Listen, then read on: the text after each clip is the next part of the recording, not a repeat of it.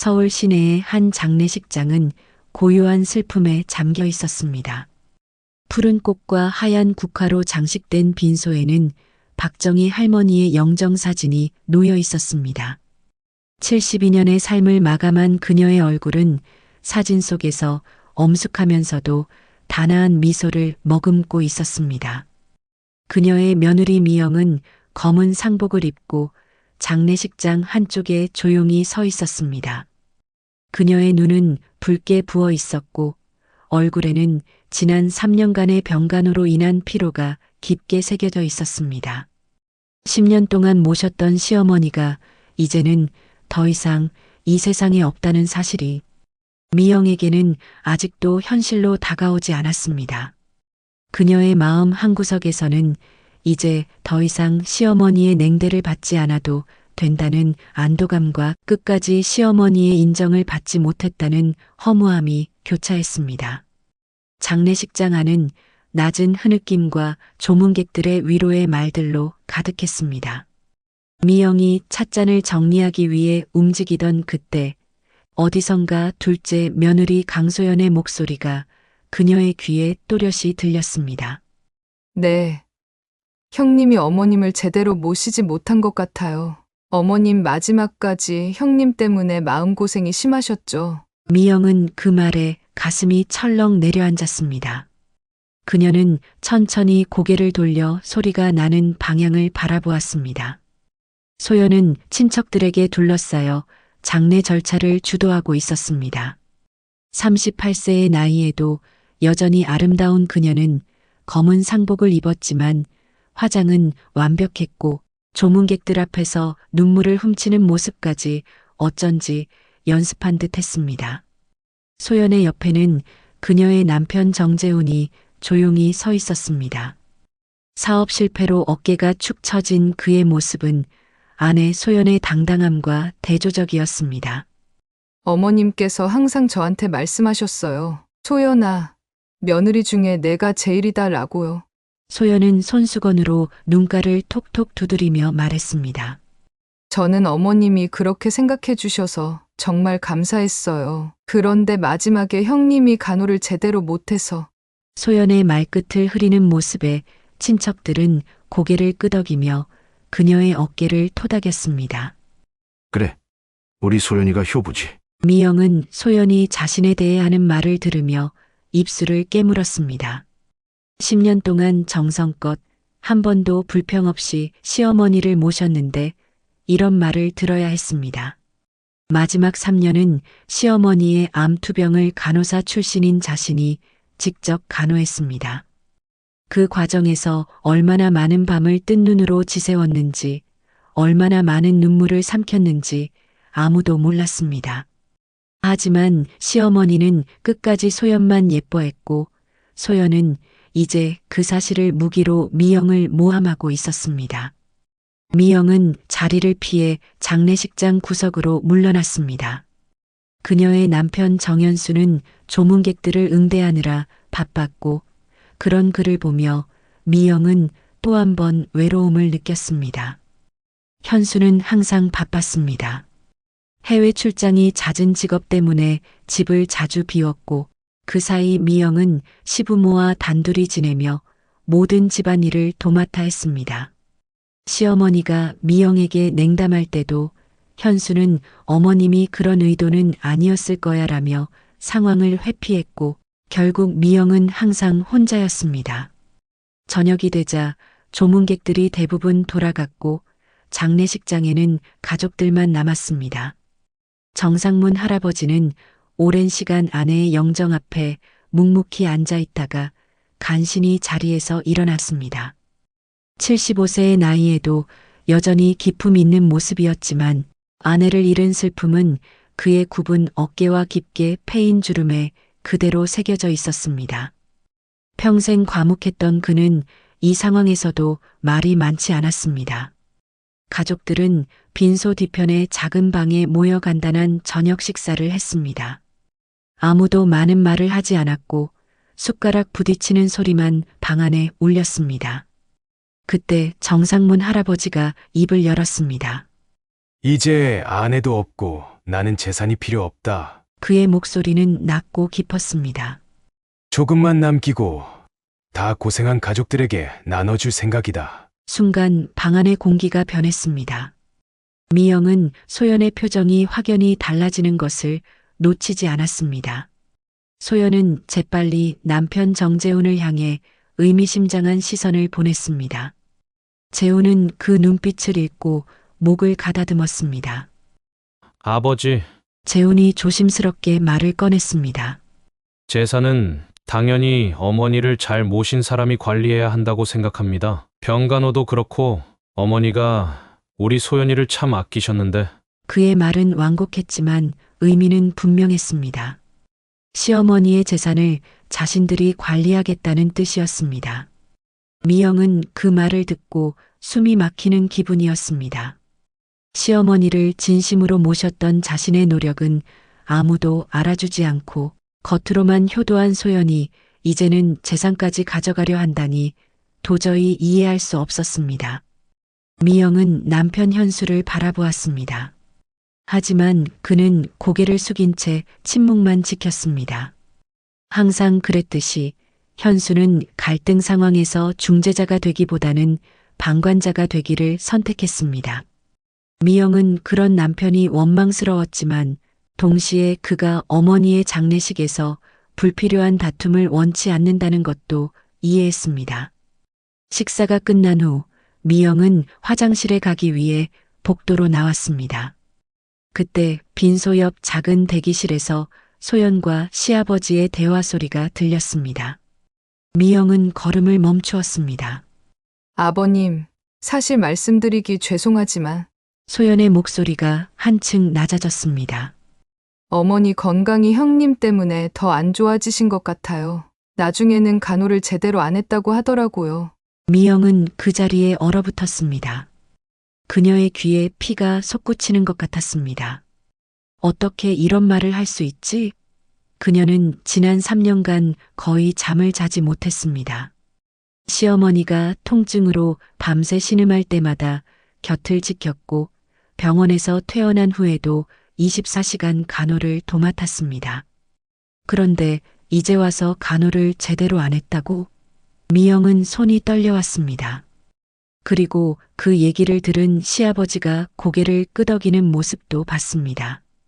10년이라는 세월 동안 쌓인 억울함, 시어머니의 냉대를 묵묵히 견디며 최선을 다했던 시간들, 밤낮으로 병간호를 하며 흘린 땀과 눈물이 모두 한순간에 부정당하는 느낌이었습니다.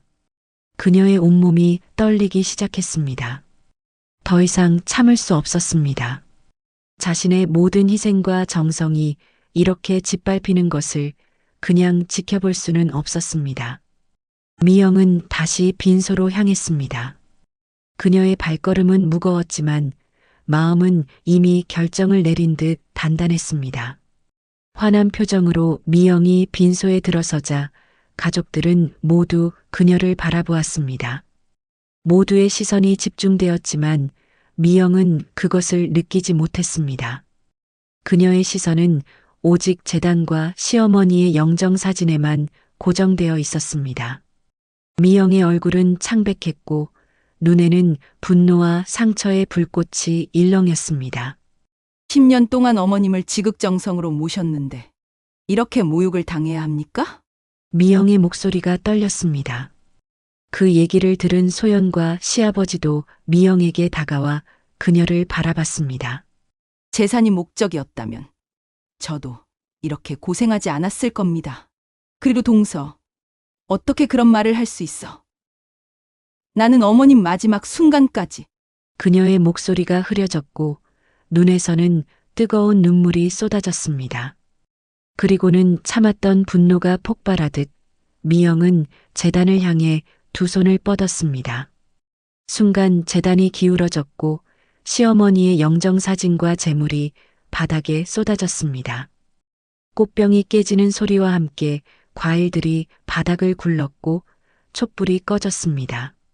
장례식장은 얼어붙었습니다. 미영아, 남편 현수가 놀라서 외쳤습니다. 그의 얼굴에는 믿을 수 없다는 표정이 역력했습니다. 형님! 소연의 비명이 울렸습니다. 그녀는 충격받은 표정으로 뒤로 물러섰지만 눈에는 어떤 승리감 같은 것이 스쳤습니다. 재우는 입을 벌린 채 상황을 지켜보기만 했고 시아버지 정상문 할아버지는 아무 말 없이 그저 미영을 바라보았습니다. 미영은 그 자리에 주저앉아 오열했습니다. 10년 동안의 기억이 물밀듯이 밀려왔습니다. 어떻게 그럴 수 있어요? 미영은 흐느끼며 말했습니다. 제가 얼마나 정성껏 모셨는데. 장례식장은 완전한 침묵에 빠졌고 깨진 꽃병의 물이 바닥을 적시며 천천히 퍼져나갔습니다. 시어머니의 영정사진은 바닥에 떨어져 유리가 깨졌지만 그 사진 속 표정은 여전히 엄격하고 단호해 보였습니다. 마치 죽어서도 미영을 질책하는 듯 했습니다. 그 순간 미영의 마음속에서는 무언가가 완전히 무너져 내렸습니다. 미영은 눈물을 닦으며 천천히 일어섰습니다. 그녀의 목소리는 더 이상 떨리지 않았습니다. 바닥에 흩어진 제사상과 깨진 영정사진 앞에서 그녀는 10년 전으로 돌아갔습니다.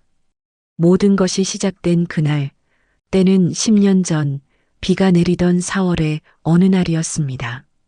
서울대학교 병원 응급실은 환자들로 북적였고 미영은 12시간 근무의 마지막 시간을 보내고 있었습니다. 그때 하얀 머리의 단정한 노부인이 복통을 호소하며 응급실에 내원했습니다. 괜찮으세요, 어르신? 미영이 노부인에게 다가가 물었습니다. 노부인은 통증에 찡그린 얼굴로 고개를 가로저었습니다. 미영은 즉시 노부인의 활력 징후를 측정하고 응급실 의사에게 보고했습니다. 그녀의 정확한 관찰과 빠른 대처 덕분에 노부인은 급성 담낭염 진단을 받고 적시에 치료를 시작할 수 있었습니다. 정말 고마워요, 간호사님. 통증이 가라앉자 노부인이 미영의 손을 잡았습니다. 당신 덕분에 큰 고생을 면했네요. 괜찮습니다. 제 일인걸요? 미영이 미소 지었습니다. 그 노부인이 바로 박정희 할머니였고 그녀는 미영의 친절과 따뜻함에 깊은 인상을 받았습니다. 퇴원 전날 박정희 할머니는 자신의 아들 정현수를 병원에 데려왔습니다. 이분이 내가 말했던 간호사야. 그리고는 미영을 바라보며 웃으며 말했습니다. 우리 아들 아직 장가를 못 갔는데 남편감으로 어때? 박정희 할머니가 웃으며 말했습니다. 미영은 쑥스러움에 얼굴이 붉어졌지만 그녀 앞에 선 훤칠한 키의 남자를 보고 가슴이 두근거렸습니다. 정현수는 부드러운 미소를 지니고 있었고 그의 눈빛은 따뜻했습니다. 그렇게 시작된 두 사람의 만남은 6개월 후 결혼으로 이어졌습니다. 미영은 현수를 사랑했고 특히 그의 어머니 박정희 할머니가 자신을 아들의 배우자로 선택해 주었다는 사실이 고마웠습니다. 결혼 초기 모든 것은 완벽했습니다. 박정희 할머니는 미영을 친딸처럼 아끼고 집안일도 함께 도왔습니다. 미영은 시어머니의 건강을 챙기며 간호사로서의 지식을 활용했고 시어머니는 그런 며느리가 자랑스러워했습니다. 하지만 6개월이 지나자 상황이 조금씩 변하기 시작했습니다. 현수가 장남이었기에 박정희 할머니는 며느리에 대한 기대가 높았습니다. 처음에는 사소한 지적으로 시작했습니다. 미영아, 요즘 아침에 좀 늦는데 우리는 항상 새벽 5시에 일어나 아침 준비를 해야 한단다. 매번 말하는데 아직도 음식이 싱거워. 우리 집안 사람들은 간이 좀 센 음식을 좋아한단다. 옷차림이 너무 단정하지 않구나. 미영은 모든 지적을 겸허히 받아들이고 노력했습니다. 하지만 시어머니의 기준은 계속 높아졌고 미영의 노력은 늘 부족해 보였습니다. 결혼 2년이 지났을 때 미영과 현수는 아이를 갖고 싶어 했습니다. 하지만 여러 번의 시도에도 불구하고 임신이 되지 않자 그들은 병원을 찾았습니다. 검사 결과 미영에게 불임 문제가 있다는 진단이 내려졌습니다. 괜찮아요, 여보. 우리는 둘이서도 행복하게 살 수 있어요. 현수가 미영을 위로했지만 그녀는 자신의 문제로 남편에게 아이를 줄 수 없다는 사실에 깊은 상처를 받았습니다. 더 큰 충격은 시어머니의 변한 태도였습니다. 불임 사실이 알려지자 박정희 할머니는 미영을 대하는 방식이 완전히 달라졌습니다. 대를 이을 손자도 못 낳는 며느리가 무슨 소용이니? 우리 집안에 무슨 죄가 있어서 이런 며느리가 들어왔나? 현수야, 너는 아직 젊으니 다시 시작할 수도 있어. 시어머니의 날카로운 말들은 미영의 가슴에 깊은 상처를 남겼습니다. 현수는 어머니의 그런 말에 크게 반발하지 않았습니다. 그저 어머니도 집안대를 잇는 게 중요하니까 그러시는 거야 라고만 말했습니다. 미영은 남편이 자신을 적극적으로 변호해주지 않는 것에 더욱 외로움을 느꼈습니다. 결혼 5년 차에 시동생 정재훈이 결혼했습니다. 그의 아내 강소연은 첫인상부터 완벽했습니다. 명문대 출신의 단정한 외모, 공손한 태도까지 갖춘 소연은 처음부터 시어머니의 마음을 사로잡았습니다. 소연이는 정말 예쁘고 너무 잘해. 시어머니가 주변 친지들에게 자랑했습니다. 똑똑하고 예의 바르고 음식 솜씨도 좋지. 미영은 시어머니의 그런 말에 가슴이 아팠지만 표정 관리를 했습니다. 그녀는 소연과 좋은 관계를 유지하려 노력했고 동서로서 서로 도우며 지내고 싶었습니다. 결정적인 변화는 소연이 결혼 1년 만에 아들을 낳았을 때 찾아왔습니다. 시어머니는 첫 손자를 보고 기쁨의 눈물을 흘렸고 소연을 우리 집의 보물이라고 불렀습니다. 소연이, 내가 우리 집안의 대를 이었구나. 고맙다. 그 순간부터 미영과 소연 사이의 차별이 더욱 심해졌습니다. 소연이 끓인 미역국은 정말 맛있다라고 칭찬받았지만 미영이 같은 방법으로 끓인 미역국은 뭔가 부족하다는 평가를 받았습니다. 소연이 시부모님께 드린 선물은 센스가 좋다고 인정받았지만 미영의 선물은 굳이 이런 걸 사왔니? 라는 반응이었습니다. 그럼에도 불구하고 미영은 묵묵히 자신의 역할을 다했습니다. 그녀는 전직 간호사로서 시부모님의 건강을 꼼꼼히 챙겼고 특히 시어머니의 고혈압과 당뇨 관리에 신경 썼습니다. 현수가 해외 출장으로 집을 자주 비우는 동안 미영은 혼자서 시부모님을 모시며 가정을 지켰습니다. 그러던 중 결혼 7년 차에 시어머니가 대장암 진단을 받았습니다. 초기에는 수술로 완치 판정을 받았지만 3년 후 암이 재발했고 이번에는 상황이 심각했습니다. 시어머니는 화학치료와 방사선 치료를 시작했고 부작용으로 인해 일상생활이 어려워졌습니다. 미영은 자신의 경력을 뒤로하고 시어머니의 병간호에 전념했습니다. 그녀는 시어머니의 약 복용 시간을 관리하고 영양가 있는 식사를 준비했으며 밤에는 이 시간마다 일어나 체위를 바꿔 욕창을 방지했습니다. 항암 치료 후 구토가 심할 때도 통증으로 밤을 새울 때도 미영은 항상 시어머니 곁을 지켰습니다. 하지만 시어머니의 표정은 여전히 차가웠고 미영의 헌신에 대한 고마움을 표현하지 않았습니다. 오히려 소연이 가끔 방문할 때만 환하게 웃으며 반겼습니다. 우리 소연이 왔구나. 반갑다. 아이고, 바쁜데 왔니? 미안하다. 우리 며느리. 소연은 시어머니 앞에서만 효부 행세를 했고 실제 간호는 거의 하지 않았습니다. 그녀는 방문할 때 화려한 꽃다발과 비싼 보양식을 들고 와서 주변의 시선을 끌었지만 시어머니의 실질적인 필요를 채워주지는 않았습니다. 그런데도 시어머니는 소연이 잠깐 손을 잡아주는 것에 더 큰 위안을 느끼는 듯 했습니다. 가장 가슴 아픈 것은 시어머니의 상태가 악화되자 소연이 주변에 미영에 대한 좋지 않은 소문을 퍼뜨린 일이었습니다. 그녀는 친척들과 이웃들에게 형님이 어머님을 제대로 모시지 못해 상태가 악화됐다고 말했습니다. 심지어 미영이 시어머니의 약을 제때 챙겨드리지 않았다거나 식사를 소홀히 했다는 거짓말까지 했습니다. 그런 말들이 귀에 들려올 때마다 미영은 가슴이 찢어지는 듯 했습니다. 하지만 그녀는 시어머니에게 말하지 않았습니다.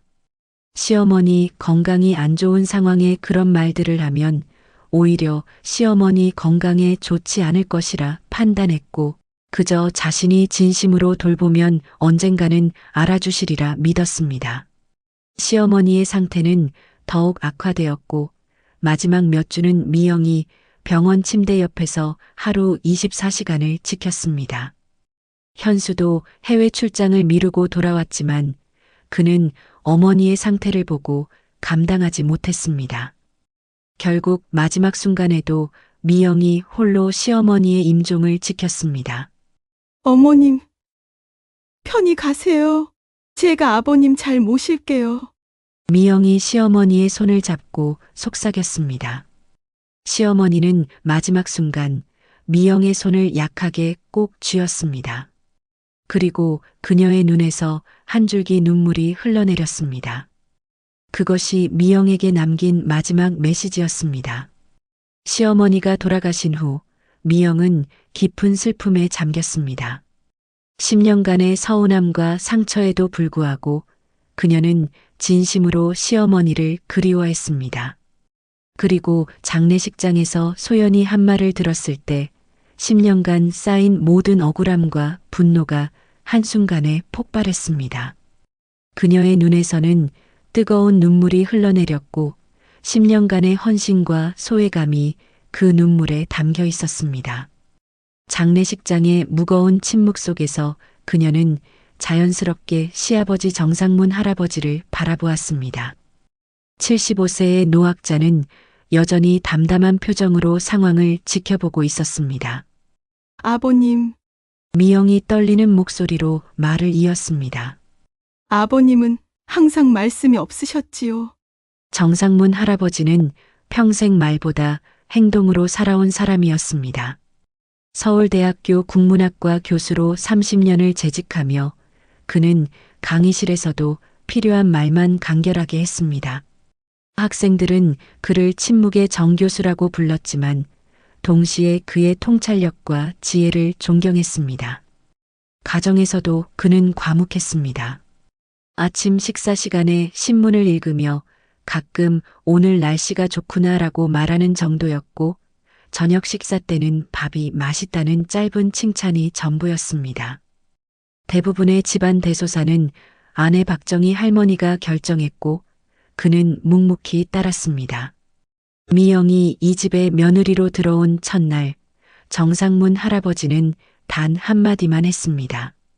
잘 부탁한다. 그 후로 그는 미영에게 거의 말을 걸지 않았지만 항상 관심 있게 지켜보고 있었습니다. 식사 시간에 박정희 할머니가 미영의 음식을 비난할 때마다 정상문 할아버지는 조용히 그 음식을 더 많이 먹었습니다. 미영이 시어머니의 고혈압 약을 정확히 챙겨드리는 모습, 밤늦게까지 집안일을 하는 모습, 그리고 시어머니의 냉담한 대우에도 묵묵히 참는 모습까지 모두 그의 눈에 담겨 있었습니다. 소연이 가족에 합류한 후 정상문 할아버지는 더욱 침묵했습니다. 시어머니가 소연을 노골적으로 편애하는 상황에서 그는 불편한 기색을 내비쳤지만 직접 개입하지는 않았습니다. 소연은 시아버지의 과묵함을 약점으로 여기고 그를 무시했습니다. 정상문 할아버지가 거실에서 책을 읽고 있으면 소연은 마치 그가 없는 것처럼 행동했고 시어머니에게만 온갖 관심을 쏟았습니다. 어머님, 이 영양제 정말 좋다고 해서 사왔어요. 어머님, 제가 어머님 좋아하시는 도라지 무침 만들어 왔어요. 어머님, 손주 보세요. 어머니 닮아서 정말 예쁘죠? 소연은 시어머니의 마음을 사로잡기 위해 모든 노력을 다했지만 시아버지에게는 아버님, 식사하세요라는 형식적인 인사만 건넸습니다.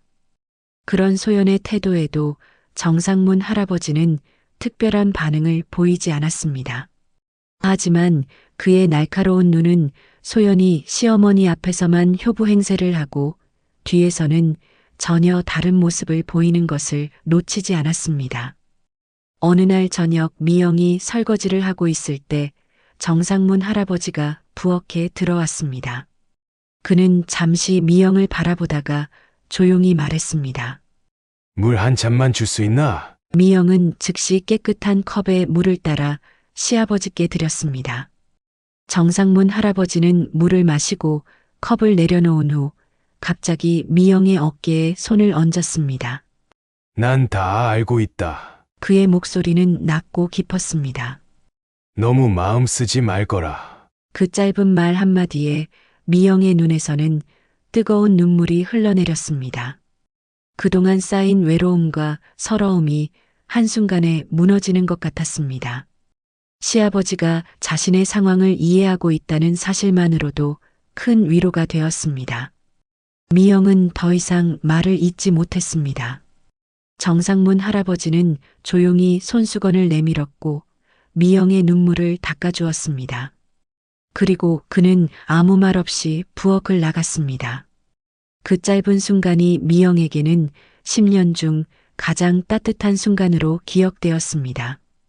시어머니의 암이 재발하고 상태가 점점 악화되면서 정상문 할아버지의 내적 갈등은 더욱 깊어졌습니다. 그는 아내의 고통을 지켜보며 괴로워했고 동시에 미영이 헌신적으로 간호하는 모습에 깊은 감사함을 느꼈습니다. 소연은 여전히 시어머니 앞에서만 효부 행세를 했고 실질적인 간호는 미영이 전담했습니다. 어느 날 밤 박정희 할머니의 상태가 특히 좋지 않았습니다. 미영은 밤새 시어머니 곁을 지켰고 정상문 할아버지도 아내의 병실에서 나가지 않았습니다. 새벽 무렵 시어머니가 잠시 안정을 찾아 잠이 들자 미영은 지친 몸을 이끌고 잠시 복도로 나갔습니다. 복도 의자에 앉아 깜빡 잠이 든 미영은 병실에서 들려오는 정상문 할아버지의 목소리에 깨어났습니다.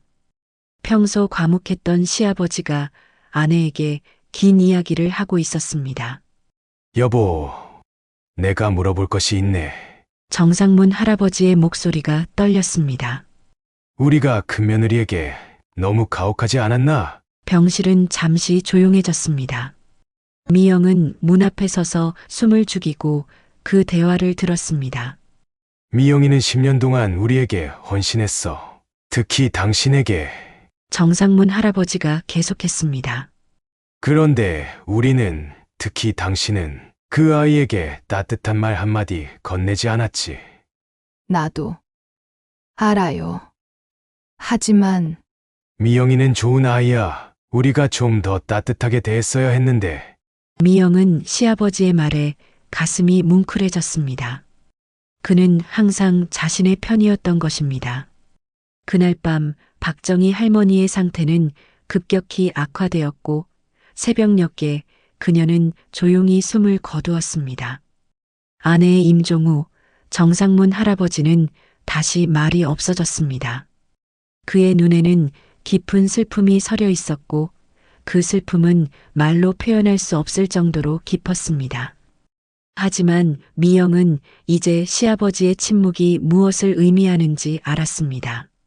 그것은 약함이 아닌 강함이었고 무관심이 아닌 깊은 사랑이었습니다. 장례 준비 과정에서 소연은 여전히 주도적으로 나서며 시아버지마저 무시하는 태도를 보였습니다. 아버님, 이런 일은 저희에게 맡기세요. 너무 마음 쓰지 마세요. 라며 모든 결정을 자신이 하려 했습니다. 하지만 미영은 시아버지의 의견을 존중하며 그의 뜻에 따라 장례를 준비했습니다. 그리고 장례식 당일 모든 상황이 폭발했습니다. 미영아. 정상문 할아버지의 목소리가 미영을 현실로 돌아오게 했습니다. 그는 장례식장의 한가운데 서서 미영을 바라보고 있었습니다.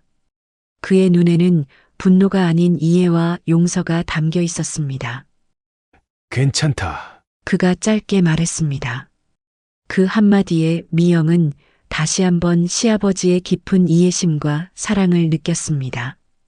시아버지는 조용히 손수건을 내밀었고 아무 말 없이 그녀의 어깨를 토닥였습니다. 그렇게 장례식이 끝나고 일주일이 지났습니다. 봄비가 내리는 창밖을 바라보며 미영은 깊은 한숨을 내쉬었습니다. 재단을 엎어버린 그날 이후 집안은 완전히 두 패로 나뉘었고 미영은 철저히 고립되었습니다. 그녀는 커피잔을 손으로 감싸며 식어가는 온기를 느꼈습니다. 마치 자신의 삶처럼 차갑게 식어가는 느낌이었습니다. 여보, 우리 얘기 좀 해야겠어요. 현수가 거실로 들어오며 말했습니다. 그의 얼굴은 피곤해 보였고 눈 밑에는 다크서클이 짙게 내려앉아 있었습니다. 해외 출장 중이던 그는 어머니의 장례식에 겨우 참석했다가 다시 출장을 마치고 돌아온 참이었습니다. 당신이 왜 그랬는지 정말 이해할 수가 없어요. 어머님 장례식장에서 재단을 엎다니 왜 그런 행동을 한 거죠? 미영은 창밖으로 시선을 돌렸습니다. 그녀도 자신의 행동을 완전히 이해하지는 못했습니다. 10년간의 억눌림, 소연의 끊임없는 모함, 그리고 시어머니의 마지막까지 인정받지 못한 서러움이 한순간에 폭발했을 뿐이었습니다. 미안해요. 미영이 작은 목소리로 말했습니다. 저도 그렇게 될 줄은 몰랐어요. 하지만 동서가 한 말들이 너무 억울했어요. 그래도 그러면 안 되죠. 현수의 목소리가 높아졌습니다. 어머님 장례식장이었다고요. 친척들, 지인들 다 보는 앞에서. 미영의 눈에 눈물이 고였습니다. 후회가 밀려왔습니다. 충동적으로 행동한 자신이 원망스러웠습니다. 시어머니를 원망했던 마음도 있었지만 아무리 그래도 어머님의 장례식을 망치다니. 그녀는 자신의 행동을 변명할 수 없었습니다. 정말 죄송해요. 나중에 아버님께도 사과드릴게요. 아버지는 지금 얼마나 마음이 아프시겠어요. 아내를 보낸 슬픔도 크신데 장례식까지 그렇게 되어버리고. 현수는 한숨을 내쉬었습니다. 미영이 입을 열려는 순간 초인종이 울렸습니다. 현수가 문을 열자 소연과 재훈이 서 있었습니다. 소연의 얼굴은 평소와 달리 창백했고 눈가는 붉어 보였습니다. 하지만 미영은 그것이 진짜 슬픔인지 연기인지 구분할 수 없었습니다. 우리 좀 얘기할 수 있을까요? 소연이 조심스럽게 물었습니다. 그녀는 미영을 쳐다보지 않았습니다. 네 사람은 거실에 앉았습니다. 무거운 침묵이 내려앉았고 누구도 먼저 말을 꺼내지 않았습니다. 마침내 소연이 입을 열었습니다. 사실 많이 걱정돼요. 소연이 천천히 말했습니다. 형님이 장례식장에서 그런 행동을 하시는 걸 보고 정말 충격이었어요. 저희만이 아니라 아버님도 많이 놀라셨대요. 미영은 자리에서 일어나려 했지만 현수가 그녀의 손을 잡아 제지했습니다. 계속 말해보세요. 아버님께서 많이 힘드신데 형님 때문에 더 마음이 아프시대요. 소연은 손수건으로 눈가를 닦았습니다. 사실 아버님 댁에 들렀다가 오는 길이에요. 아버님께서 많이 편찮으세요. 아버지가 어떻게? 현수가 놀라 물었습니다. 많이 우울해하세요. 어머님 잃으신 슬픔도 크신데 장례식에서 그런 일까지 생기니 소연의 목소리가 흐려졌습니다. 아버님께서는 조용히 지내고 싶다고 하셨어요. 미영은 가슴이 찢어지는 듯 했습니다. 시아버지를 실망시켰다는 생각에 견딜 수 없는 죄책감이 밀려왔습니다. 그녀와 시아버지 사이에 쌓인 신뢰가 한순간에 무너진 것 같았습니다. 제가 내일 아버지 보러 다녀올게요. 현수가 걱정스러운 표정으로 말했습니다. 그게 재훈이 조심스럽게 말을 이었습니다. 아버지가 당분간 형수님은 뵙고 싶지 않다고. 미영은 충격으로 말을 잇지 못했습니다. 정말 아버지가 그렇게 말했다고? 현수가 의심스러운 눈으로 물었습니다. 네. 소연이 고개를 끄덕였습니다. 솔직히 말하면 아버님께서는 형님이 정신적으로 불안정한 것 같다고 걱정하셨어요. 요즘 형님이 이상하게 행동하신다고. 미영은 자리에서 벌떡 일어났습니다. 형님, 진정하세요. 소연이 놀란 척하며 물러섰습니다. 보세요. 또 감정 조절을 못 하시잖아요. 현수는 혼란스러운 표정으로 미영을 바라보았습니다. 그의 눈에는 의심과 걱정이 교차했습니다. 미영의 눈에서 눈물이 흘러내렸습니다. 형님, 잠시 쉬는 게 좋을 것 같아요. 어머님 간호하느라 너무 지치셨잖아요. 그동안 저희가 아버님을 모실게요. 미영은 소연의 말에 담긴 의도를 곧바로 알아차렸습니다. 그녀는 자신을 가족에서 떼어놓으려는 것이었습니다.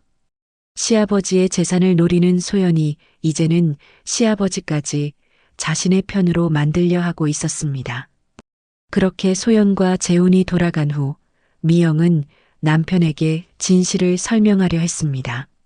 하지만 현수는 지쳐 보였고 더 이상의 대화를 원치 않는다는 듯 손을 들어 미영의 말을 막았습니다.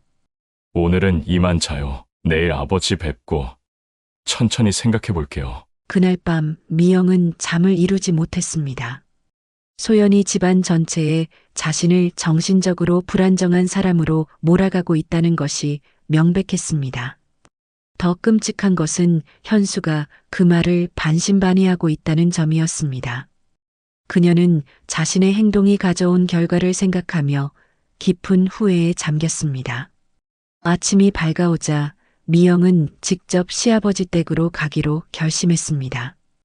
이 모든 오해를 풀고 진심으로 사과하기 위해서였습니다. 현수가 출근한 후 그녀는 시아버지 댁으로 향했습니다. 가슴은 두근거렸지만 시아버지라면 자신의 진심을 알아주실 거라는 작은 희망이 있었습니다. 시아버지 댁 앞에 도착했을 때 놀랍게도 소연의 차가 이미 주차되어 있었습니다. 미영은 잠시 망설였지만 용기를 내어 초인종을 눌렀습니다. 문을 연 것은 소연이었습니다. 형님, 소연의 얼굴에 놀란 표정이 스쳤습니다. 왜 오셨어요? 아버님께 사과드리려고요. 미영이 단호하게 말했습니다. 지금은 안 돼요. 소연이 문을 좁게 열어둔 채 말했습니다. 아버님이 지금 편찮으세요. 오늘 아침에 갑자기 어지러움을 호소하셔서 제가 와봤어요. 미영은 소연의 말을 믿을 수 없었습니다. 형님 때문에 아버님 상태가 더 나빠지면 어떡해요? 제발 오늘은 가시고 다음에 오세요. 미영은 소연의 눈을 똑바로 바라보았습니다. 그녀의 눈에는 거짓이 가득했습니다. 하지만 더 이상 다툴 기운이 없었습니다. 그녀는 한 발짝 물러섰습니다. 그럼 다음에 올게요. 소연은 가볍게 고개를 끄덕이고 문을 닫았습니다. 미영은 무거운 발걸음으로 집으로 돌아왔습니다. 그렇게 시간이 흘러갔고 상황은 더욱 악화됐습니다. 소연은 계속해서 가족들과 친척들에게 미영이 정신적으로 불안정하다는 소문을 퍼뜨렸고 심지어 그녀가 시어머니의 죽음에 책임이 있다는 암시까지 했습니다. 미영은 점점 더 고립되어 갔고 이제는 시아버지의 지지마저 잃은 듯 했습니다. 세상에 혼자 남겨진 것 같은 절망감이 미영을 덮쳤습니다. 그녀는 자신의 행동을 되돌릴 수 있다면 무엇이든 하겠다고 생각했습니다. 하지만 이미 엎질러진 물이었습니다.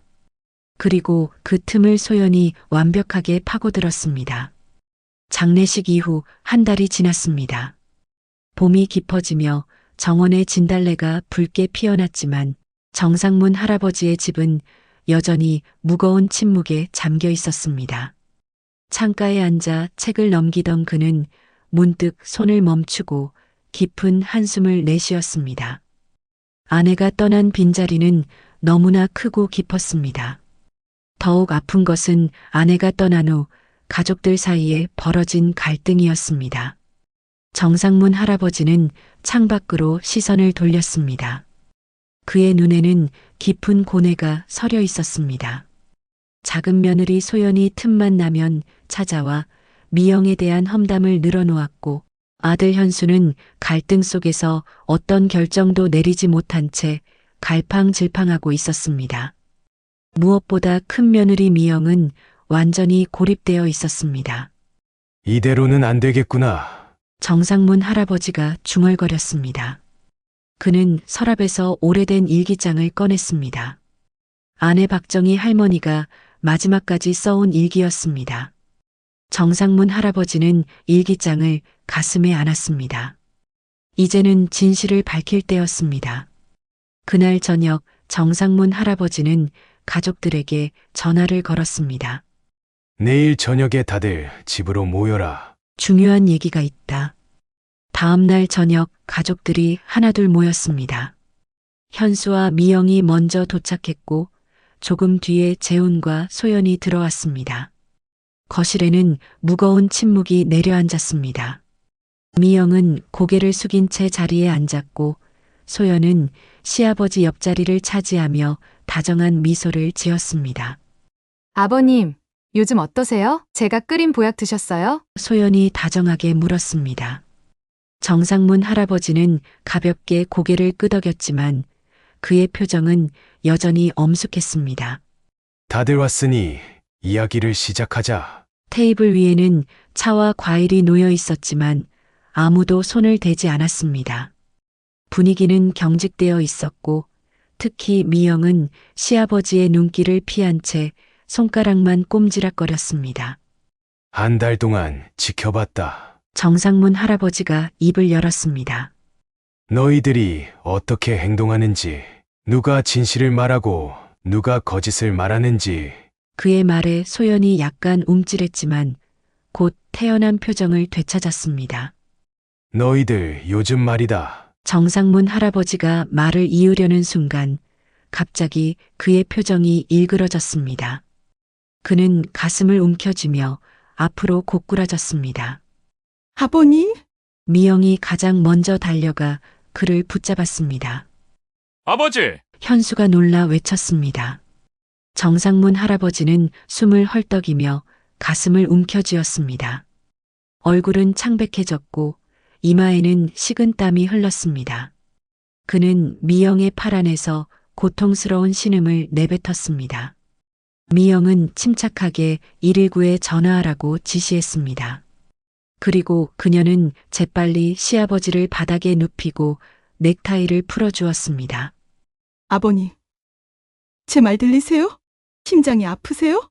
정상문 할아버지는 고통스러운 표정으로 간신히 고개를 끄덕였습니다. 미영은 과거 간호사 경험을 살려 즉시 응급처치를 시작했습니다. 그녀는 시아버지의 맥박을 확인하고 호흡을 살폈습니다. 아버님, 깊게 숨 쉬세요. 천천히. 제 말 따라서요. 미영이 침착하게 말했습니다. 구급차가 곧 올 거예요. 소연은 충격으로 얼어붙은 채 서 있었고 재우는 황급히 현관문으로 달려가 구급차를 기다렸습니다. 현수는 아버지의 손을 꼭 잡고 있었습니다. 아버님, 제발 버티세요. 미영의 눈에 눈물이 고였습니다. 그동안의 갈등과 오해가 모두 의미 없어 보였습니다. 지금 가장 중요한 것은 오직 시아버지의 생명뿐이었습니다. 구급차 소리가 들려왔고 정상문 할아버지는 미영의 품에 안겨 약하게 숨을 쉬고 있었습니다. 그리고 그의 눈이 천천히 감겼습니다. 응급구조대가 들어와 재빨리 정상문 할아버지를 들것에 옮겼습니다. 미영은 눈물로 흐려진 시선으로 시아버지가 구급차에 실려가는 모습을 지켜보았습니다. 병원 응급실의 하얀 형광등 아래 미영은 시아버지의 손을 꼭 잡고 있었습니다. 구급차 안에서 미영은 시아버지의 상태를 계속 체크하며 산소 마스크 착용을 도왔습니다. 가슴 통증으로 쓰러진 시아버지는 의식이 희미한 상태였지만 미영의 빠른 대처 덕분에 상태가 악화되지 않았습니다. 급성 심근경색입니다. 다행히 초기에 적절한 응급처치가 이루어져 위험한 고비는 넘겼습니다. 의사가 가족들에게 설명했습니다. 간호사 출신이신 분이 계셔서 정말 다행이었습니다. 그 골든타임을 놓쳤다면 상황이 훨씬 좋지 않았을 겁니다. 미영은 그 말을 듣고 안도의 한숨을 내쉬었습니다. 옆에 선 현수는 아내의 어깨를 꼭 감싸 안았습니다. 여보, 정말 고마워요. 당신이 아니었으면 현수의 목소리가 떨렸습니다. 중환자실에 입원한 정상문 할아버지는 48시간 동안 집중 치료를 받았습니다. 미영은 병원을 떠나지 않고 시아버지 곁을 지켰습니다. 간호사 출신인 그녀는 의료진과 원활하게 소통하며 시아버지의 상태를 꼼꼼히 확인했습니다. 매시간 체크되는 활력 징후, 약물 투여 시간, 수액 교체 시간까지 모두 기록했습니다. 소연과 재우는 첫날 병문안을 왔다가 곧 돌아갔습니다. 우리는 내일 중요한 약속이 있어서요. 내일 다시 올게요. 소연은 그렇게 말하고 서둘러 병원을 떠났습니다. 하지만 다음 날도 그 다음 날도 소연은 짧게 방문했다가 바빠서라는 핑계로 일찍 자리를 떴습니다. 미영은 그런 소연을 원망하지 않았습니다. 지금 가장 중요한 것은 시아버지의 회복이었기 때문입니다. 사흘 후 정상문 할아버지의 상태가 안정되어 일반 병실로 옮겨졌습니다. 미영은 병실에서 거의 살다시피 했습니다. 그녀는 병원 음식 외에도 직접 준비한 죽과 과일즙을 가져와 시아버지의 회복을 도왔습니다. 미영아, 집에 가서 좀 쉬어. 현수가 걱정스럽게 말했습니다. 괜찮아요. 미영이 답했습니다. 병원 생활이 일주일째 되던 날 소연과 재훈이 다시 방문했습니다. 이번에는 평소보다 오래 머물렀고 소연은 가족들 앞에서 시아버지를 극진히 대했습니다. 아버님, 퇴원하시면 저희 집에 오셔서 편히 쉬세요. 소연이 다정하게 말했습니다. 시아버지는 아직 말을 많이 하기 힘든 상태였지만 고개를 살짝 끄덕이며 감사의 뜻을 표했습니다. 소연은 만족스러운 표정으로 미소 지었습니다.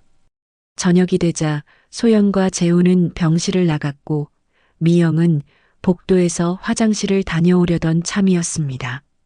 그때 병실 문 밖에서 소연과 재훈이 나누는 대화가 들렸습니다. 에이, 아버님도 오래 못 사실 텐데 왜 병원비를 써요? 그냥 요양원에 모시는 게 낫지 않아? 소연의 말에 미영은 충격을 받아 발걸음을 멈추었습니다. 소연아, 그런 말은 여기서 하지 말자. 알겠어요. 그런데 분명히 말했어요. 저는 아버님 절대 못 모셔요. 재산 받으면 요양원으로 보내는 거예요. 알겠죠? 소연의 목소리는 냉정했습니다. 미영은 그 말을 듣고 가슴이 찢어지는 것 같았습니다. 그리고 소연의 시아버지를 향한 태도가 너무 화가 났습니다. 자신이 들은 내용을 시아버지께 말해야 할지 고민되었습니다. 시아버지의 건강이 걱정됐지만 한편으로는 시아버지가 진실을 알 권리가 있다고 생각했습니다. 한참을 고민한 끝에 결국 미영은 시아버지의 건강을 우선 생각하기로 했습니다. 지금은 회복이 가장 중요했고 이런 충격적인 이야기는 그의 상태를 악화시킬 수 있었습니다. 그녀는 이 비밀을 가슴속에 묻어두고 나중에 얘기해야겠다고 생각했습니다. 다음 날 아침 미영은 평소와 같이 일찍 병실에 도착했습니다. 밤새 시아버지의 상태를 확인하던 간호사가 반가운 소식을 전했습니다. 어제보다 훨씬 호전되셨어요. 산소 포화도도 안정적이고 활력 징후도 좋습니다. 오늘 담당의 선생님이 진찰하시면 아마 호전된 소식을 들으실 수 있을 거예요. 미영은 기쁜 마음으로 병실에 들어갔습니다. 시아버지는 여전히 산소 마스크를 쓰고 있었지만 어제보다 훨씬 편안해 보였습니다. 그녀는 시아버지의 머리맡에 앉아 손을 잡았습니다. 아버님, 좋은 아침이에요. 오늘은 어제보다 많이 좋아지셨대요. 미영이 밝게 말했습니다. 놀랍게도 정상문 할아버지가 천천히 눈을 떴습니다. 그의 눈은 맑았고 미영을 똑바로 바라보았습니다. 시아버지가 산소 마스크를 조금 내리려 하자 미영이 재빨리 도왔습니다. 정상문 할아버지는 미영의 손을 꼭 잡았습니다. 그 손에는 예전에는 없던 힘이 느껴졌습니다. 그의 입술이 움직였고 비록 작은 목소리였지만 또렷한 말이 나왔습니다. 미영아, 내가 미안하다. 그동안 고생 많았지. 미영의 눈에 눈물이 고였습니다. 눈을 뜬 시아버지의 첫 한마디가 그동안의 모든 상처를 씻어내는 것 같았습니다. 걱정 마라. 정상문 할아버지가 미소 지었습니다.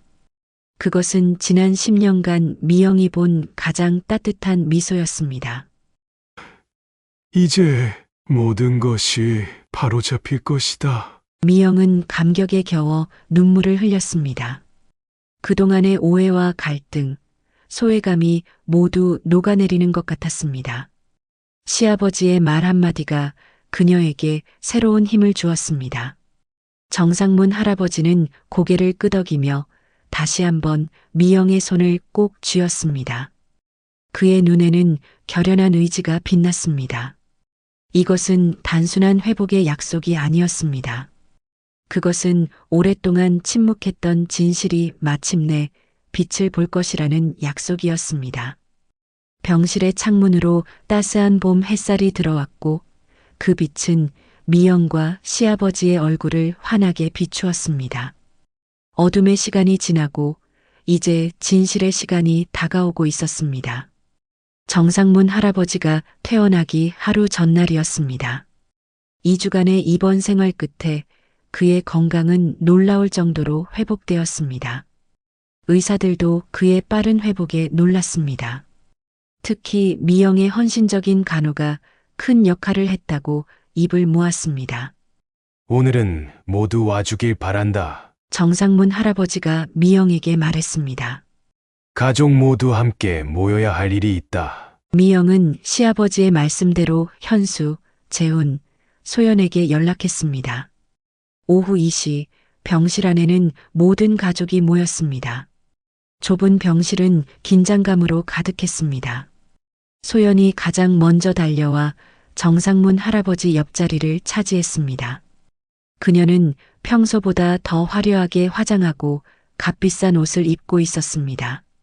아버님, 괜찮으시죠? 정말 걱정 많이 했어요. 소연은 시아버지의 손을 잡으며 다정하게 말했습니다.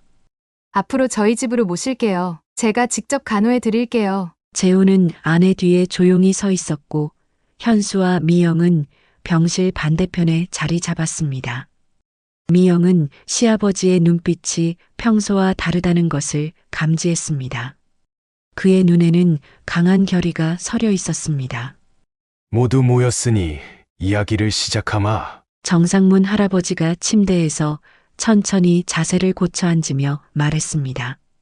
그는 여전히 약해 보였지만 목소리는 놀라울 정도로 단단했습니다. 소연이 재빨리 말을 이었습니다. 아버님, 무리하지 마세요. 중요한 얘기는 퇴원하시고 편안히 계실 때에도. 소연아, 정상문 할아버지가 소연의 말을 자르며 조용히 말했습니다. 내가 평생 말이 없다고 내가 바보라고 생각했느냐? 그 한마디에 병실 안의 공기가 얼어붙었습니다. 소연의 얼굴에서 혈색이 빠져나갔고 재훈은 불편한 듯 시선을 피했습니다. 현수와 미영도 놀란 듯 서로를 바라보았습니다. 나는 너희들이 생각하는 것보다 훨씬 많은 것을 알고 있다. 정상문 할아버지가 계속했습니다. 특히 소연아, 나는 내가 어떤 아이인지 다 안다. 소연은 어색하게 웃으려 했지만 시아버지의 단호한 표정 앞에서 그 웃음은 곧 사라졌습니다. 아버님, 무슨 말씀이신지. 넌 내 앞에서는 효부 행세를 하지만 뒤에서는 요양원에 보내려 했지. 정상문 할아버지의 말에 소연은 완전히 얼어붙었습니다. 나는 그리고 내 아내도 내가 진짜 어떤 사람인지 알고 있었다. 정상문 할아버지는 침대 옆 테이블 서랍에서 오래된 가죽 표지의 일기장을 꺼냈습니다. 표지가 닳고 구겨진 것으로 보아 오랜 세월 소중히 간직된 것임이 분명했습니다. 이건 내 아내의 일기장이다. 정상문 할아버지가 조용히 말했습니다. 그의 손가락이 일기장 표지를 쓰다듬었습니다. 아내가 마지막 1년 동안 써온 것이다. 아내는 마지막 몇 달 동안 많은 생각을 했다. 정상문 할아버지가 천천히 일기장을 펼쳤습니다. 특히 미영이에 대해서. 시아버지는 일기장의 한 페이지를 펼치고 읽기 시작했습니다.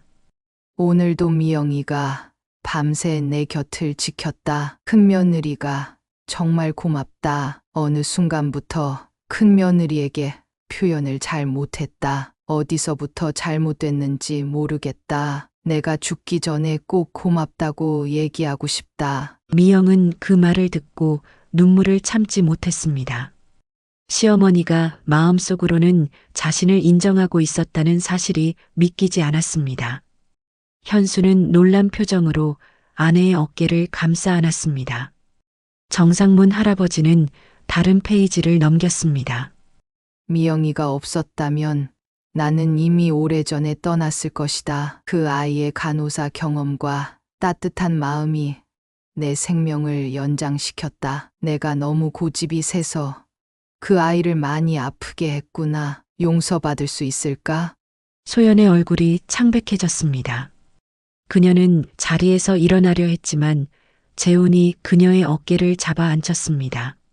아내는 소연이에 대해서도 알고 있었다. 정상문 할아버지가 다른 페이지를 펼쳤습니다. 작은 며느리는 내 앞에서만 효부 행세를 한다. 겉으로만 잘하고 속은 다른 뜻이 있다는 걸 오래전부터 알고 있었지만 손자 때문에 어떻게 말해야 할지 모르겠다. 소연은 자리에서 벌떡 일어났습니다. 아버님, 그건 어머님이 정신이 이상해지셔서. 조용히 해라! 정상문 할아버지의 목소리가 단호해졌습니다. 네 시어머니는 마지막 순간까지 정신이 또렷했어! 정상문 할아버지는 마지막 페이지를 펼쳤습니다. 그것은 아마도 시어머니가 세상을 떠나기 얼마 전에 쓴 것 같았습니다. 글씨체가 많이 흐트러져 있었습니다.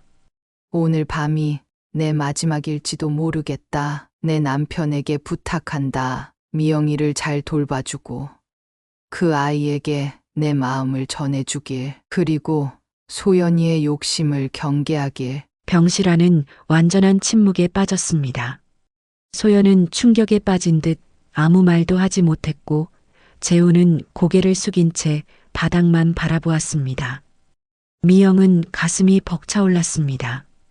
10년 동안 인정받지 못했다고 생각했던 자신의 헌신이 결국에는 시어머니의 마음에 닿았다는 사실이 그녀를 울렸습니다. 아내는 마지막 순간에 많은 것을 깨달았다. 정상문 할아버지가 일기장을 조심스럽게 덮으며 말했습니다. 그리고 나도 마찬가지다. 내가 더 일찍 나서서 진실을 밝혔어야 했다. 내 침묵이 미영이를 더 아프게 했구나. 미영은 고개를 저었습니다. 아니에요, 아버님. 어머님의 마음을 알게 된 것만으로도 저는 충분히 위로가 됩니다. 정상문 할아버지는 천천히 일기장을 미영에게 건넸습니다. 이제 이 일기장은 내가 가지고 있거라. 이건 너의 10년 헌신에 대한 어머니의 답장이다. 미영은 떨리는 손으로 일기장을 받았습니다. 그것은 단순한 책이 아니라 시어머니의 진심이 담긴 소중한 유산이었습니다. 10년간의 오해와 상처가 이 작은 일기장으로 치유되는 듯 했습니다. 소연은 충격에서 벗어나지 못한 채 병실을 나가려 했습니다. 그러나 정상문 할아버지의 목소리가 그녀를 멈추게 했습니다. 소연아, 실망이다. 소연은 더 이상 말을 하지 못한 채 재훈의 팔을 잡고 병실을 빠져나갔습니다. 병실 안에는 미영, 현수, 그리고 정상문 할아버지만 남았습니다. 미영아, 정상문 할아버지가 부드럽게 불렀습니다. 내가 앞으로 의지할 사람은 너밖에 없다. 미영은 시어머니의 일기장을 가슴에 안은 채 시아버지의 손을 꼭 잡았습니다. 오랜 세월 참아온 눈물이 이제는 기쁨의 눈물로 변해 그녀의 뺨을 적셨습니다. 무거운 침묵이 내려앉았지만 그것은 이전과는 다른 종류의 침묵이었습니다. 오해와 갈등이 아닌 이해와 화합의 침묵이었습니다. 이제 우리는 진정한 가족으로 새롭게 시작하자. 정상문 할아버지가 미소 지으며 말했습니다. 너무 오랫동안 침묵했던 것을 용서해라. 미영아. 미영은 시아버지의 손을 꼭 잡았습니다. 그녀의 눈에는 더 이상 눈물이 없었습니다. 대신 희망과 감사함이 빛나고 있었습니다. 현수는 아내와 아버지의 손을 함께 잡았습니다. 오랫동안 묵인했던 진실이 마침내 밝혀지고 정의가 실현되는 순간이었습니다. 창밖으로 따스한 햇살이 병실을 환하게 비추었습니다. 마치 박정희 할머니도 이 순간을 축복하는 것 같았습니다. 시어머니의 49제를 맞은 날, 미영의 집은 아침부터 분주했습니다. 창문으로 들어오는 봄 햇살은 따스했고 창가에 놓인 하얀 국화는 맑은 향기를 내뿜었습니다. 미영은 새벽부터 일어나 정성껏 제사 음식을 준비했습니다. 떡과 과일, 나물과 고기 반찬까지 시어머니가 생전에 좋아하셨던 음식들로 가득했습니다. 여보, 도와줄 것 없어요? 현수가 부엌으로 들어오며 물었습니다. 미영은 고개를 저었습니다. 괜찮아요. 오늘은 제가 모든 준비를 하고 싶어요. 현수는 아내의 어깨를 가볍게 감싸 안았습니다. 정오가 되자 정상문 할아버지가 도착했습니다. 병원에서 퇴원한 후 건강이 많이 회복되었지만 여전히 지팡이에 의지한 채 천천히 걸었습니다. 그의 눈은 맑았고 표정은 편안해 보였습니다. 아버님, 어서 오세요. 미영이 반갑게 맞이했습니다. 많이 좋아지셨네요. 정상문 할아버지는 고개를 끄덕였습니다. 내 덕분이다, 미영아. 소연과 재훈 부부는 오지 않았습니다. 병원에서의 일 이후 소연은 연락을 끊었고 재훈만 가끔씩 전화를 했습니다. 그는 아내를 설득하려 했지만 소연은 완고했습니다. 소연이는 아직 마음의 준비가 안 된 것 같아요. 재훈이 전화로 말했습니다. 미영은 그 말에 마음이 아팠지만 이해했습니다. 시간이 필요한 것이었습니다. 거실에는 깔끔하게 제단이 차려졌습니다. 시어머니의 영정사진이 중앙에 놓였고 그 앞에는 정성스럽게 준비한 음식들이 가지런히 놓였습니다. 향이 피어오르며 집안에 은은한 향기가 퍼졌습니다. 미영은 마지막으로 제단을 점검했습니다. 그녀는 장례식장에서 자신이 엎어버린 그 제단을 생각하며 가슴이 아팠습니다. 하지만 이제는 진심으로 시어머니를 보내드리고 싶었습니다. 모든 준비가 끝났습니다. 아버님, 이제 시작할까요? 미영이 정중하게 물었습니다. 정상문 할아버지는 천천히 제단 앞에 무릎을 꿇었습니다. 현수와 미영도 그 옆에 나란히 앉았습니다. 시아버지는 술잔을 올리고 공손히 절을 했습니다. 그의 눈가에는 눈물이 맺혔습니다. 여보, 49일이 지났소. 이제 저 세상에서 편안하게 가시오. 현수도 아버지를 이어 술잔을 올리고 절을 했습니다. 마지막으로 미영의 차례가 되었습니다. 그녀는 조심스럽게 술잔을 들어 올렸습니다. 손이 약간 떨렸지만 그녀의 표정은 단호했습니다. 미영은 시어머니의 영정사진을 바라보았습니다. 그 엄격했던 얼굴이 이제는 다르게 보였습니다. 그 속에 숨겨진 따뜻함과 후회, 그리고 사랑을 볼 수 있었습니다. 어머님, 미영의 목소리가 떨렸습니다. 죄송합니다. 장례식장에서 저지른 행동 용서해 주세요. 미영은 깊이 고개를 숙였습니다. 그녀의 눈에서 뜨거운 눈물이 흘러내렸습니다. 그동안 감사했어요. 이제 편히 쉬세요. 미영은 정중히 절을 올렸습니다. 그녀의 절에는 10년간의 모든 감정이 담겨 있었습니다. 분노와 서운함, 그리고 이제는 화해와 감사함까지. 제사가 끝나고 세 사람은 조용히 식사를 했습니다. 시어머니가 좋아했던 음식들을 나누어 먹으며 생전의 추억들을 이야기했습니다. 웃음과 눈물이 교차하는 시간이었습니다. 식사가 끝난 후 정상문 할아버지는 조심스럽게 작은 상자를 꺼냈습니다. 낡고 오래된 나무 상자였지만 정교한 조각이 새겨져 있었습니다. 미영아, 이것을 너에게 주고 싶구나. 정상문 할아버지가 조용히 상자를 내밀었습니다. 미영은 놀라움과 의아함이 섞인 표정으로 상자를 받았습니다. 아내가 평생 가장 소중히 여긴 물건이다. 정상문 할아버지가 부드럽게 말했습니다. 결혼 전 그녀의 어머니에게서 받은 것이지. 미영은 조심스럽게 상자를 열었습니다.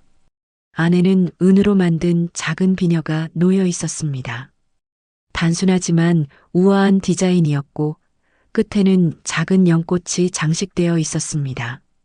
정상문 할아버지가 설명했습니다. 아내는 마지막까지 이것을 너에게 주지 못해 안타까워했단다. 미영은 비녀를 조심스럽게 만졌습니다. 시어머니가 그토록 소중히 여겼던 그리고 자신에게 주려 했던 물건이라니 그녀의 눈에 다시 눈물이 고였습니다. 너의 시어머니가 결국 가장 신뢰했던 사람은 결국 너였다, 미영아. 정상문 할아버지의 목소리가 떨렸습니다. 비록 표현하지 못했지만 그녀는 내가 우리 가족의 진정한 기둥이라는 것을 알고 있었다. 미영은 더 이상 말을 잇지 못했습니다. 그녀는 비녀를 가슴에 안고 고개를 숙였습니다. 모든 상처와 아픔이 이 작은 비녀를 통해 치유되는 것 같았습니다. 감사합니다, 아버님. 미영이 간신히 말을 이었습니다. 미영은 다시 제단 앞으로 걸어갔습니다. 시어머니의 사진 앞에서 그녀는 비녀를 들어 보였습니다. 어머님, 이 소중한 선물 감사합니다. 이제 저도 알아요. 어머님의 진심을. 현수와 정상문 할아버지도 미영 옆에 섰습니다. 세 사람은 시어머니의 사진 앞에서 손을 꼭 잡았습니다. 그들의 얼굴에는 평화로운 미소가 어렸습니다. 창밖에서 바람이 불어와 창가의 국화 꽃잎을 살짝 흔들었습니다. 마치 박정희 할머니의 미소 같았습니다. 이제 그녀도 평안을 찾은 듯 했습니다. 49제를 지낸 후 6개월이 흘렀습니다. 가을에 선선한 바람이 불어오는 9월의 어느 날 미영은 간호사 유니폼을 단정히 입고 거울 앞에 섰습니다.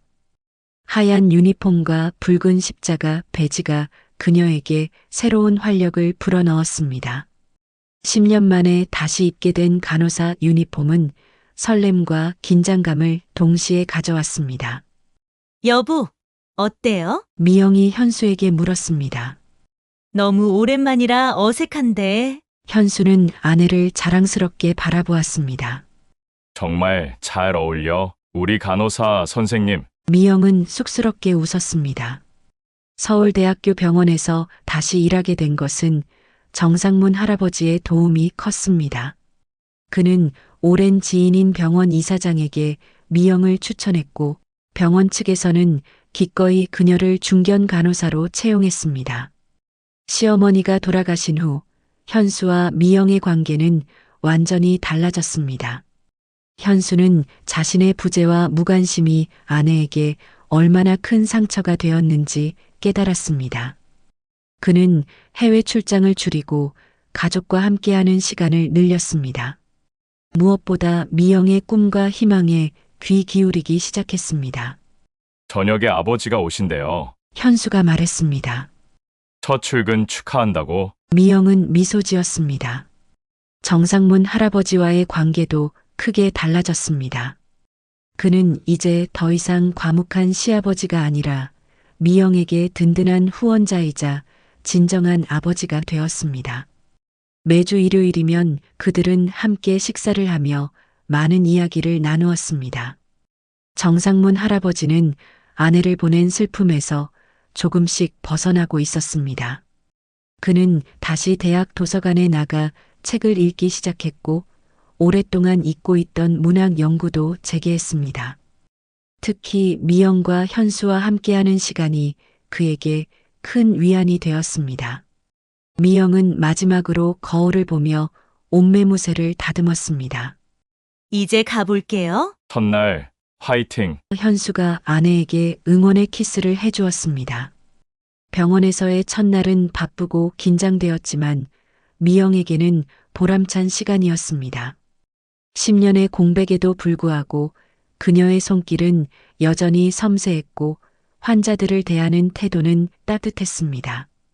병동수 간호사는 미영의 경험과 능력을 높이 평가했고 동료 간호사들도 그녀를 친절하게 맞이했습니다. 저녁이 되어 미영이 집에 돌아왔을 때 정상문 할아버지는 이미 도착해 있었습니다. 그는 식탁에 정성스럽게 차린 음식들과 함께 특별한 선물을 준비했습니다. 미영아, 첫 출근 축하한다. 정상문 할아버지가 미소 지으며 작은 상자를 건넸습니다. 미영이 상자를 열자 아름다운 청진기가 나왔습니다. 은색 바탕에 그녀의 이름이 새겨져 있었습니다. 아버님, 이런 선물을. 미영의 눈에 감동의 눈물이 맺혔습니다. 내가 다시 꿈을 찾아 나아가는 모습이 정말 자랑스럽구나. 정상문 할아버지가 말했습니다. 식사 중에 미영과 현수는 오랫동안 고민해왔던 이야기를 꺼냈습니다. 아버지, 저희가 결정한 게 있어요. 현수가 조심스럽게 말을 꺼냈습니다. 정상문 할아버지는 호기심 어린 눈으로 두 사람을 바라보았습니다. 아이를 입양하기로 했어요. 정상문 할아버지의 눈이 빛났습니다. 정말이냐? 그건 정말 좋은 소식이구나. 미영과 현수는 안도의 미소를 교환했습니다. 그들은 시아버지의 반응을 걱정했었지만 그의 진심 어린 기쁨에 마음이 놓였습니다. 어떤 아이인지 물어봐도 될까? 정상문 할아버지가 물었습니다. 4살 여자아이예요. 미영이 대답했습니다. 이름은 수연이고 정말 예쁘고 밝은 아이예요. 다음 주에 아버님께 소개해 드릴게요. 손녀라. 정상문 할아버지의 눈에 기쁨의 눈물이 고였습니다. 내 어머니가 살아계셨다면 얼마나 좋아하셨을까? 1년 후 봄날의 아름다운 오후 미영의 집 정원은 아이의 웃음소리로 가득했습니다. 이제 5살이 된 수연이는 활기차게 뛰어다니며 꽃들을 가리켰습니다. 검은 머리를 양갈래로 묶은 그녀는 미영의 손을 잡고 이 꽃 저 꽃을 탐험했습니다. 정상문 할아버지는 정원 벤치에 앉아 그 모습을 흐뭇하게 지켜보았습니다. 그는 손녀를 무척이나 아꼈고 일주일에 2번씩 찾아와 동화책을 읽어주고 옛날 이야기를 들려주었습니다.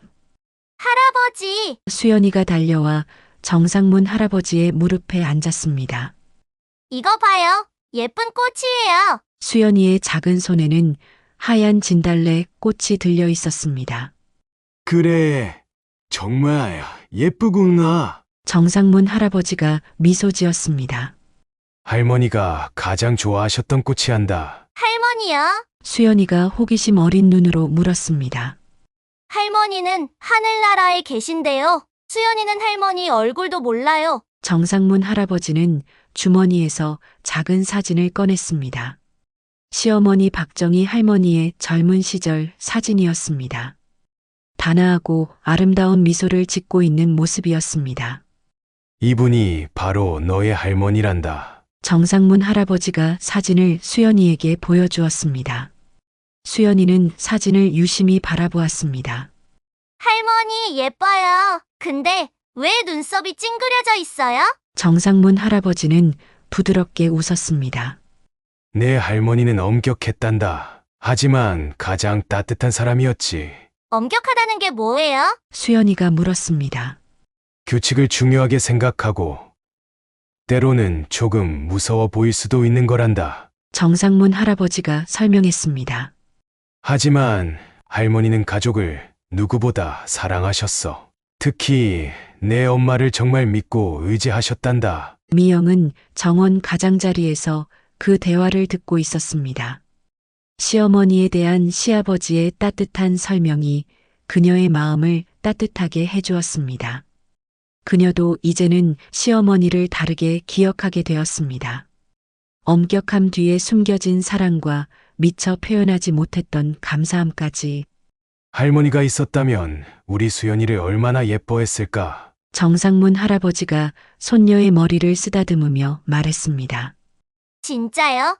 할머니가 수연이 좋아했을까요? 수연이의 눈이 반짝였습니다. 물론이지. 정상문 할아버지가 말했습니다. 그때 현수가 정원으로 나왔습니다. 그는 퇴근 후 바로 집으로 돌아와 가족과 함께하는 시간을 소중히 여겼습니다. 수연이는 아빠를 보자 달려가 안겼고 현수는 딸을 높이 들어 올려 빙글빙글 돌렸습니다. 미영은 그 모습을 바라보며 행복한 미소를 지었습니다. 10년 전 간호사로서 시어머니를 처음 만났을 때 그녀는 이런 결말을 상상조차 할 수 없었습니다. 많은 시련과 아픔이 있었지만 결국 그것이 그녀를 더 강하게 만들었고 진정한 가족의 의미를 알게 해주었습니다. 정원에는 봄바람이 불어왔고 하얀 진달래 꽃잎이 살랑살랑 춤을 추었습니다. 그 모습이 마치 박정희 할머니의 미소 같았습니다. 미영은 마음속으로 시어머니에게 말했습니다. 어머님, 보고 계신가요? 우리는 이제 진정한 가족이 되었어요. 앞으로도 어머님이 사랑하셨던 이 가족을 잘 지켜나갈게요.